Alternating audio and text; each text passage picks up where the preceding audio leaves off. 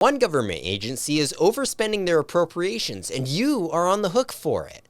I'm talking about Idaho's Division of Vocational Rehabilitation. What started as a $4.7 million budget hole is now growing into the tens of millions of dollars. It seems the division is intent on keeping their clearly outsized services and expects taxpayers to bail them out. To make matters worse, the agency is trying and failing to buy their way out of trouble, overspending on financial auditing services that were supposed to help them correct course. The question before JFAC and legislators at large is this: how do they manage this agency after they resolve the state's debts? Perhaps the legislature should consider cutting the agency entirely. On this week's episode of Fiscal Fridays, we unpack this issue as we'll dive into the history of DVR's budget woes, what happened in JFAC this week, and what Idaho could do to offload the fiscal burden of this agency.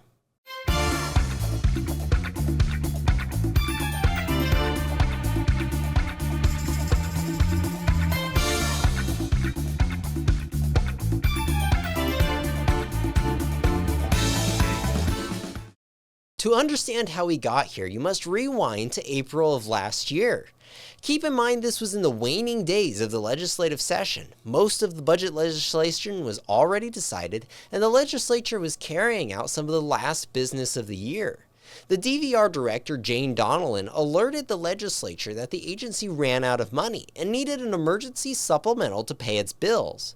The agency provided a list of roughly $10 million in items that they were hoping to fund with supplemental funds and needed a state match of $2.7 million to unlock these federal dollars. But it was later discovered that these were funds for services yet to be rendered, and the agency did not make any substantial cuts to their programs to correct course.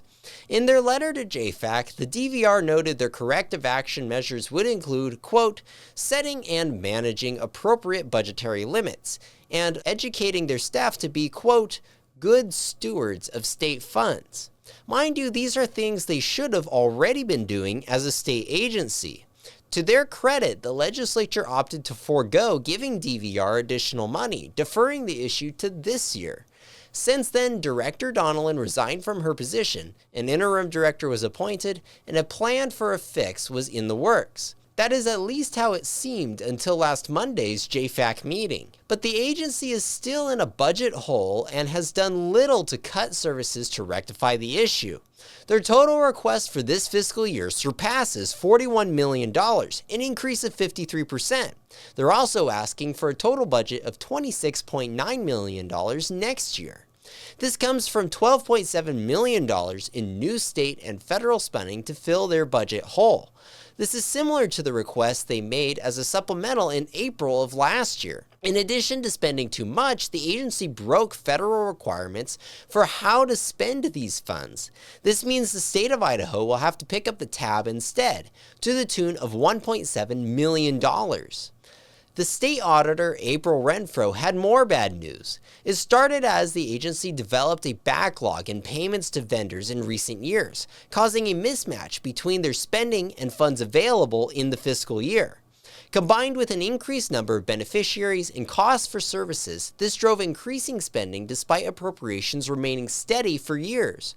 The combination of the backlog and increased spending culminated in the agency losing track of their funding. Even as of last September, DVR noted they could not guarantee the accuracy of the financial reports they were submitting to the federal government. To assist with righting the ship, DVR hired a third-party contractor for $499,000 to perform a financial audit. But after only 4 months of the 12-month agreement, the agency signed an amendment to the contract that increased the total spending to $2.4 million total. These costs were not required by federal funders, nor was it mentioned in the corrective action plan for the agency. As Ms. Renfro put it, adding another $2.4 million expense to an already strained budget is beyond concerning. So, where to go from here? First, of course, the state must reconcile its debts for services rendered. This will cost taxpayers dearly as they must fund services that have little return on their investment. But beyond these obligations, the legislature must cancel expenditures for services not invoiced and not rendered. If the department has no money to spend, it should not keep accruing new costs. We should also keep in mind that DVR itself is well beyond the proper role of government. Some put their role solely to distribute federal grant funding to clients rather than traditional welfare benefit payouts. DVR conducts services like career counseling and workforce readiness programs, in addition to some medical services and other benefits. These are all roles that could and should be played by private nonprofit organizations, not the government. In fact, it already is. DVR is often just paying these private groups to render these services, thereby playing middlemen for the agencies that actually help those in need. The problem is that a nonprofit would have to make sure they live within their means or risk going out of business.